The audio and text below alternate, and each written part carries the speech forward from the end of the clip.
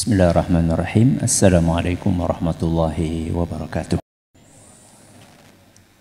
Alhamdulillahi wa kafa wassalatu wassalamu ala rasulihil mustafa wa ala alihi wa sahbihi wa man iktafa amma ba'd.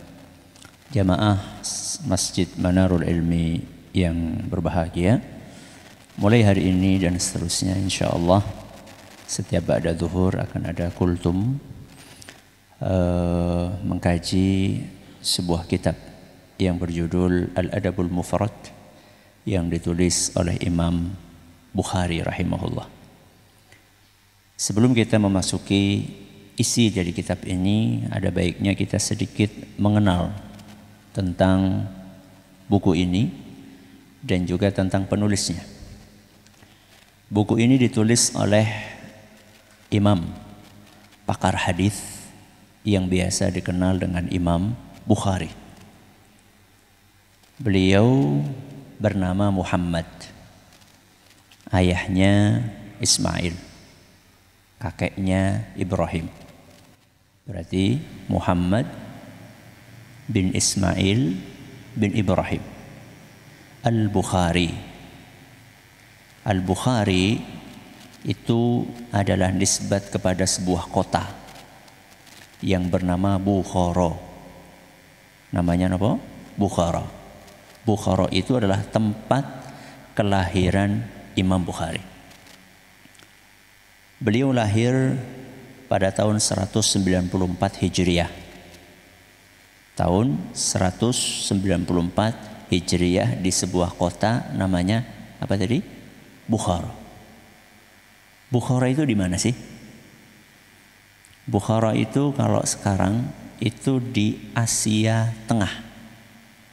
Berarti beliau bukan orang Arab. Beliau orang Asia. Tepatnya kalau sekarang di sebuah negara namanya Uzbekistan. Apa? Uzbekistan. Sekarang namanya itu. Negara itu namanya adalah Uzbekistan. Salah satu kota yang ada di negara itu adalah kota Bukhara. Imam Bukhari ini sejak kecil sudah gemar menghafal hadis. Bahkan di usia 10 tahun itu sudah kelihatan kecerdasannya dalam menghafal hadis. Tersohor kemana-mana. Terkenal di antara guru-gurunya sebagai seorang santri yang sangat cerdas. Hafalannya kuat dan banyak. Sejak kecil sudah terkenal demikian. Bahkan di usia 16 tahun ketika beliau sudah menggali ilmu yang ada di ulama-ulama yang berada di kota Bukhara, maka beliau pun melakukan safar. Ya, beliau merantau untuk mengambil ilmu dari ulama-ulama yang tinggal di negara-negara yang lain. Beliau awali dengan Mekah. Beliau haji sama saudaranya sama ibunya.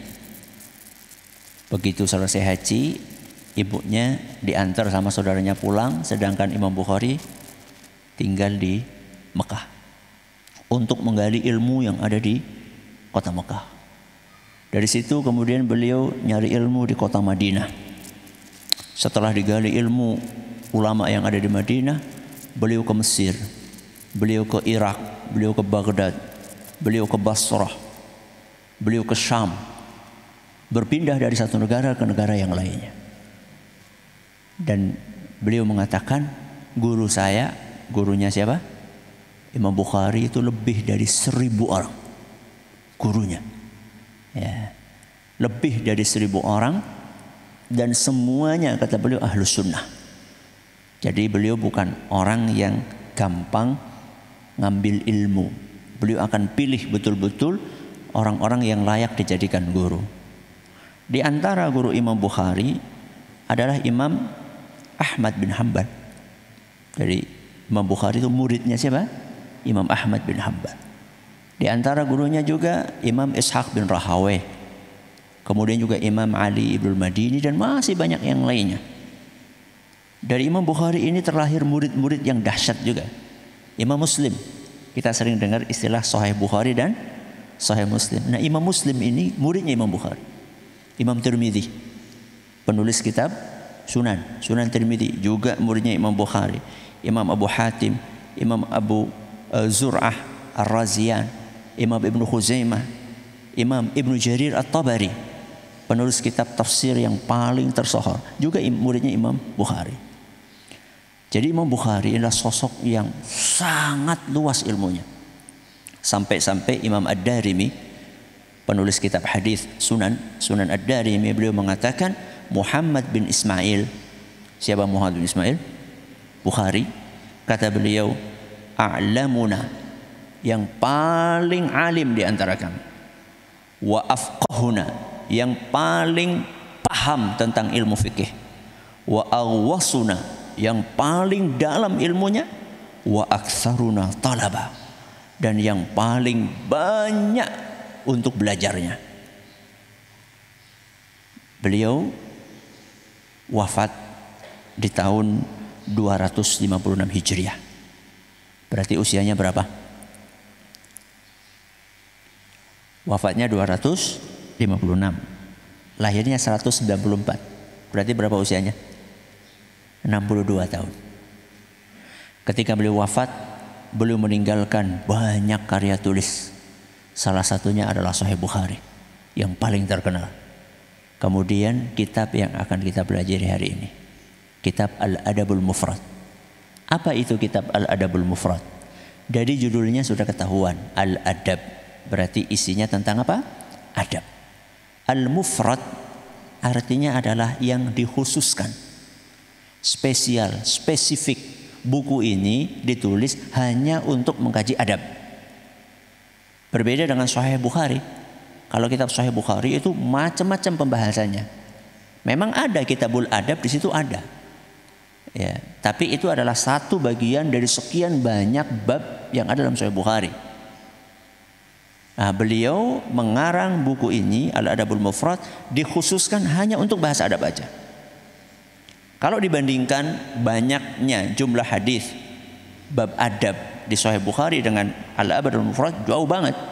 Kalau di Sahih Bukhari sekitar 200 sekian hadis. Kalau di sini di kitab ini 1.300 sekian. Berarti berlipat-lipat. Ya, 6 kali lipat banyaknya.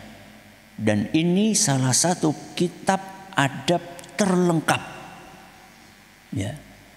Mulai dari adab pribadi, ya, adab bicara, adab tidur, adab makan, ya, adab bermajlis, termasuk juga adab kepada orang lain, adab kepada orang tua, adab kepada tetangga, adab kepada anak, adab kepada pembantu. Ya, ini kitab yang sangat lengkap sekali. Cuman memang kitabnya tebal, sehingga kita untuk dalam mengkaji kitab ini kita akan ringkas. Maksudnya pembahasannya akan sangat ringkas, sehingga judulnya kultum. Ya, cuma sekitar 7 menit, ya lebih 1 menit tidak apa-apa lah ya. Ya, kuliah terserah antum berarti. Ya bisa 7, bisa 8, kadang 6 menit. Satu hadis, 1 hari. 1 hadis, 1 pertemuan. Atau 1 ayat, 1 pertemuan. Entah rampungnya kapan, ada 1000 berapa?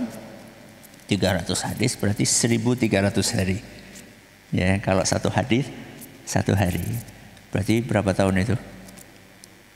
Ya 3 tahun ya, 4 tahun, 4 tahun lebih ya mungkin. Sekitar itulah. Wallahu a'lam. Kalau masih ada umur, ya, kalau masih ada umur. Itu kalau masuk tiap hari loh.